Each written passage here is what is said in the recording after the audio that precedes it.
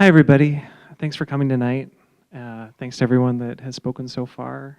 I'm going to talk to you a little bit about queer minority stress, but not from the perspective of a clinician, but as someone with lived experience. And you might be asking yourself, what exactly is queer minority stress? Well, I'm glad that you asked. Queer minority stress is the disproportionate psychological and physical stress that queer folks encounter as a result of discrimination and harassment. And you might be wondering, like, can you say that to me, but not like a textbook? And I will just say that it is the terrible experience of growing up different and people being terrible to you because of it. But in order to discuss all that, I'm going to take us on a bit of a winding route, so please bear with me. How many people here saw the Barbie movie this summer? I know I did.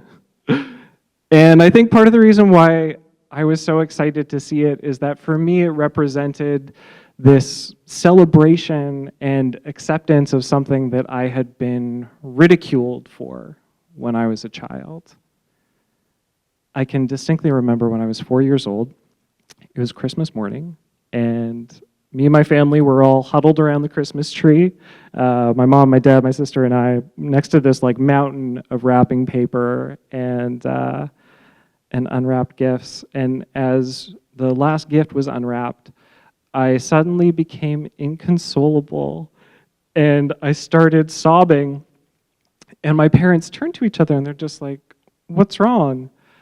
And through my tears, I managed to get out, "I didn't get any Barbies!" And it was the 80s. It was a very different time. And I think attitudes towards, appropriate gender roles for toys for children were probably a bit more conservative. But my mother, who is so kind, she was like, "Well, my son wants a Barbie. I'm going to get him a Barbie." And so me and my best friend, who happened to be a girl, we played with dolls. And we would have these like elaborate storylines and these character arcs for them. And when I think back to that period of time, it was just like such joyful, unabashed play. And then I got to grade school, and I learned very quickly from the other kids that that was not okay. That a boy playing with dolls was unacceptable. And the message that I internalized from that was that I was not okay. And I think that's when shame kind of entered my life in this very concrete way of me feeling as though there was just something inherently wrong with me, that I was different, and that difference meant that I was less than other people. And so we decided that we would play with these dolls in private, because then we could still continue to have fun, but not be socially ostracized for it. And that was fine for a period of time, except for kids aren't really great at keeping secrets. And so she started getting a lot of flack for hanging out with a boy that didn't like to do boy things. And by grade 3, she stopped talking to me. And at that point, I learned that even the people closest to me would abandon me just because I was somehow so reprehensible for liking the things that I liked, for being who I was. And I got the memo. And the memo was I needed to change. I needed to be different if I was going to be accepted. And so I was. I started hanging out with boys. I started doing boy things. I played soccer at lunchtime, even though I wasn't very good. But it worked. It worked for a while. I was fitting in. I think I was actually even a little bit popular until high school. And 2 weeks into the start of high school, this rumor starts going around that I was gay. And spoiler alert, I am. But I didn't know that at the time. I mean, I think maybe, but I didn't know completely. But But what I did know with growing certainty was that nobody wanted anything to do with me, that I had somehow become socially radioactive. People kind of treated me as if I was a leper, like as if getting too close to me, they might sort of catch whatever social stigma was pervading me.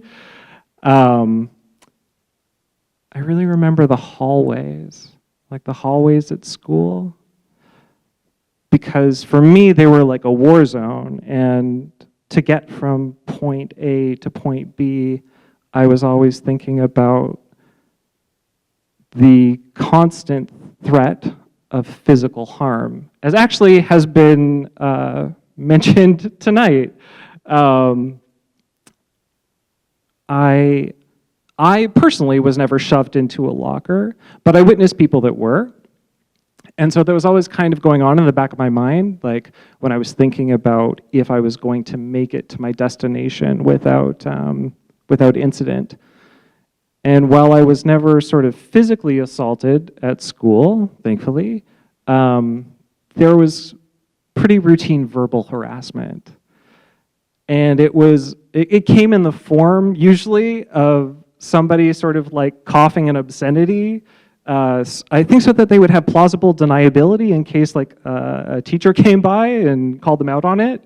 So I would walk down the hallway and there would be this kind of cacophony of and it wore on me over time. In fact, it's challenging for me to even like really put myself back there in this sort of discussion, because it was so successful at making me feel worthless. So successful that I felt like I deserved it after a period of time. And then not only that I deserved it, but that I came to anticipate it. Whenever I would interact with anyone, I would be getting a coffee from the store, and I would think, oh, they're not gonna like me because they think I'm gay. Or why did they say that? Why did that person use that tone of voice? Oh, it must be because they hate me because I'm worthless. And I would like to say that that is like, over time has been completely repaired, but like even now, in this moment, as I am talking to you, part of my brain is saying, oh, they're judging you. They're judging you because you're gay. They don't want you to be here. And by the time I was in senior year, I was barely eating. I was the same height I am now, but I weighed 115 pounds. I was having so much difficulty falling asleep that I wasn't waking up and getting to class. There was even concern that I wouldn't graduate.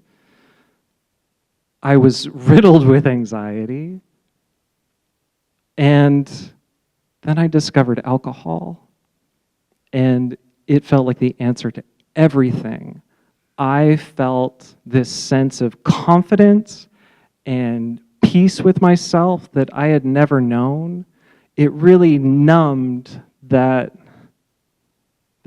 feeling of being worthless. And I loved it. I was good at it. Like, I was really good. Like, I could drink anybody under the table. And that kind of kept me going until probably like my mid-20s, until the issue kind of became the drinking itself, which became not only drinking, but other substances as well. And then I realized that the drinking hadn't actually fixed anything. It just kind of went on top of all that feeling of worthlessness. And I had to reach out for help and start actually healing.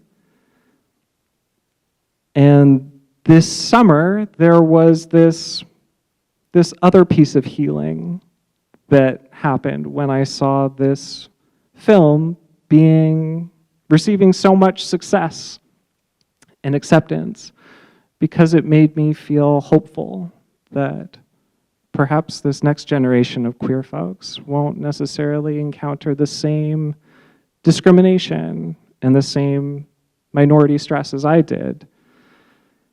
If there's one takeaway that people have from this discussion this evening, what I would hope that it would be is, so in our society, we put a lot of onus for mental health issues on the individuals. And as a clinician and as someone with lived experience, I can tell you that it's the context that's important. It's the environment. So when you go out of here tonight, back into your regular daily life, what I would love when you encounter somebody struggling with mental health, instead of asking, what's wrong with you? If you could instead ask, what happened to you? Thank you.